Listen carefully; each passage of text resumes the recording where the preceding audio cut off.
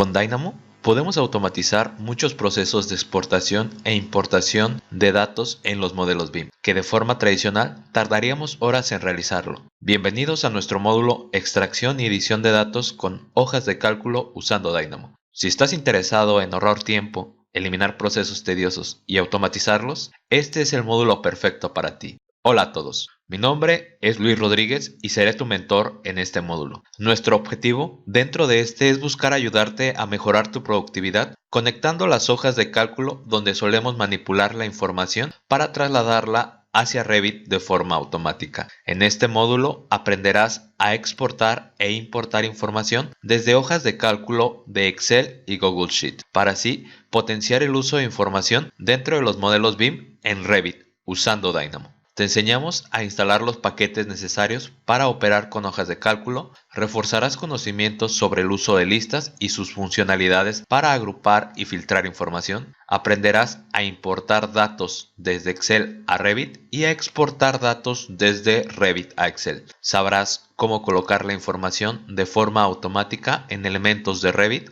y serás capaz de importar información desde Google Sheet hacia Revit y también exportar datos desde Revit hacia Google Sheet de forma sencilla. Invierte tu dinero de forma inteligente. Con Dynamo lograrás ser más eficiente y ahorrarás tiempo realizando estos procesos que son tan comunes en la generación de modelos BIM. Una vez que termines el módulo y comiences a implementarlo en tu empresa, podrás ver los resultados. Estoy entusiasmado porque empieces a ser más productivo en tu trabajo con Dynamo. Nos vemos en nuestro módulo Extracción y edición de datos con hojas de cálculo usando Dynamo.